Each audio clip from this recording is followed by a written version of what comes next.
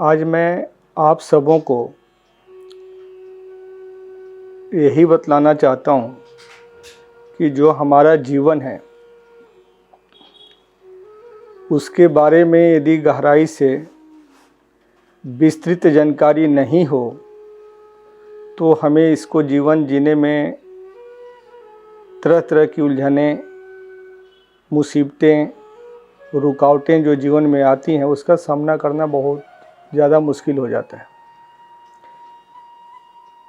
ध्यान से सोचिए, आप कहीं जाने की योजना बनाते हैं तो टिकट करवाते हैं, 10 दिन पहले से ही आप उसकी तैयारी करते हैं कि हमें किस माध्यम से जाना है,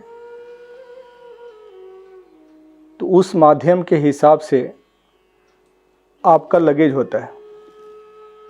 और ये तो हम जीवन यात्रा कर रहे हैं। जीवन यात्रा क्या है? जब तक आप जीवन के बारे में समझेंगे नहीं तब तक आपको मुसीबतें, परेशानियां, रुकावटें कष्ट देती रहेंगी। सबसे पहले मैं बतलाना चाहता हूं आपको, सभी को पता है कि काल 3 तरीके के होते हैं: भूतकाल, वर्तमान काल और भविष्य काल। भूतकाल बह गई वह जलधारा है, भूतकाल बह गई वह जलधारा है जो लौट कर कभी वापस नहीं आता। भूतकाल बह गई वह जलधारा है जो लौट कर कभी वापस नहीं आता। वर्तमान मुट्ठी में भरी खिसकती रेत की समान है। वर्तमान मुट्ठी में भरी खिसकती रेत की समान है। इसको जोर से पकड़ो, हो सकता है इस बचे हुए कण में कोई स्वर्ण या रजत का कण हो। वर्तमान को ही आपको पकड़ना है, वर्तमान में ही जीना है, क्योंकि भूतकाल बह गई वह जलधारा है जो लौट कर कभी वापस नहीं आता है। भविष्य के आगे काला पर्दा लगा हुआ है। भविष्य के आगे काला पर्दा लगा हुआ है। उस काले पर्दे के पीछे क्या है स्पष्ट दिखाई नहीं देता, सिर्फ सही या गलत का अनुमान लगा सकते हो। तो क्यों उत्साहित होते हो और क्यों हतोत्साहित होते हो? कुछ भी हो सकता है। जिसके पास हर चीज़ की सुविधाएं होती हैं तो सोचता है कि लगता है कि भविष्य में हमें किसी भी तरीके का कोई कष्ट, परेशानी नहीं आएगी। वो उत्साहित होता है। और जिसके पास कुछ भी नहीं है, सब कुछ बर्बाद हो चुका है, वो सोचता है कि लगता है कि अब तो हमारा जीवन का अंत हो चुका है, सब कुछ तो ख़त्म हो गया। ना हमारे पास समाज में मान सम्मान है, ना हमारे पास धन संपत्ति है, ना रहने का मकान है। तो भविष्य में कल्पना करता है कि लगता है कि अब हमारे लिए कोई अच्छा समय नहीं बचा हुआ है, तो हतोत्साहित होता है। किसने सोचा था वर्ल्ड ट्रेड टावर, न्यूयॉर्क जैसा सिटी, अमेरिका जैसे देश में जिनके बच्चे, जिनके पति, जिनके भाई काम करते होंगे वर्ल्ड ट्रेड टावर में, कि ये बिल्डिंग एक दिन गिर जाएगा और हमारे भविष्य में जिससे उम्मीद थी उसका अंत हो जाएगा। किसी ने नहीं सोचा था। इसलिए मैं कहता हूँ कि जो आपका वर्तमान है उसको आप जी लीजिए और हर वक्त उत्साहित रहिए, मस्त में रहिए, क्योंकि भविष्य का कुछ पता नहीं है कि कब क्या होगा। आने वाला समय अभी जो है 10 मिनट के बाद भी क्या होगा किसी को नहीं पता है। यदि आप भूतकाल में जाना ही चाहते हैं, भविष्य की कल्पना करना ही चाहते हैं, तो आपको जीवन दर्शन जो मैं कि अपने ज्ञान के माध्यम से, ध्यान के माध्यम से हमने एक ग्राफ तैयार किया है, यदि आप उसको समझना चाहें समझ सकते हैं। और उस रास्ते पर चल करके यदि ज़िंदगी जीना चाहते हैं तो जी करके देखिए, बहुत सारी समस्याओं का समाधान आपको इसी जीवन दर्शन के अंदर मिल जाएगा। हम सभी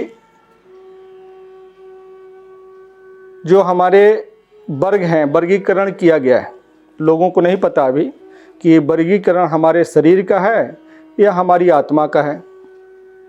जीवन का भी नहीं पता कि जीवन है क्या चीज़। इन सारी बिंदुओं पर मैं विस्तार से थोड़ा मैं बतलाना चाहूँगा आप लोगों को। सबसे पहले मानव जीवन के बारे में बतलाने से पहले मैं आप लोगों को बतलाना चाहता हूँ कि जिस शरीर में आप रहते हैं,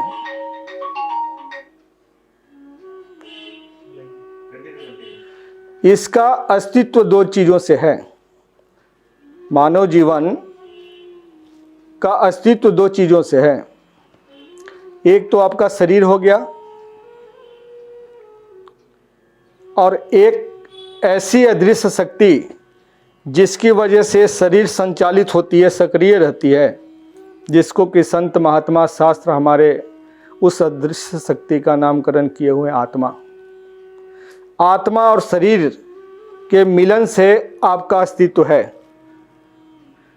आत्मा आज तक दिखाई नहीं दी किसी को। मैं सतीश स्वामी आपके सामने हूँ। यदि किसी ने मेरे को देखा है, मैं पूछूंगा क्या आपने सतीश स्वामी को देखा है, तो आपका जवाब तुरंत होगा कि हाँ जी, हमने सतीश स्वामी को देखा है। लेकिन सतीश स्वामी जब इस शरीर को त्याग करके हमेशा के लिए जाएंगे और कोई आकर के पूछेगा कि सतीश स्वामी कहाँ गए, आपका जवाब होगा कि सतीश स्वामी हमेशा के लिए चले गए। ये कौन है? तो ये सतीश स्वामी का पार्थिव शरीर है। तो अच्छा, तो किधर से गए सतीश स्वामी? तो आपका जवाब होगा हमें कैसे पता जी किधर से गए। सतीश स्वामी किधर से गए? हमेशा के लिए चले गए। सतीश स्वामी का पार्थिव शरीर है। सतीश स्वामी किधर से गए आपको नहीं पता, तो इसका मतलब कि सतीश स्वामी को आज तक आपने देखा नहीं था। सतीश स्वामी को के शरीर को देखते आए तो सतीश स्वामी की अनुभूति होती थी कि सतीश स्वामी इस शरीर के अंदर रहते थे। तो दोनों को समझना बहुत ज़रूरी है कि वो अदृश्य शक्ति का क्या भूमिका है और इस शरीर का क्या है। जब तक दृष्टि आपकी दोनों की तरफ नहीं जाएगी तब तक आपका जीवन सफल नहीं होगा। इसलिए मानव जीवन को समझना जरूरी है।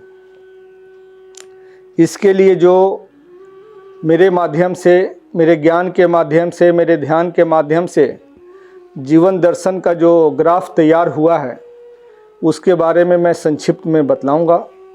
विस्तृत जानकारी के लिए आप लोग संपर्क कर सकते हैं।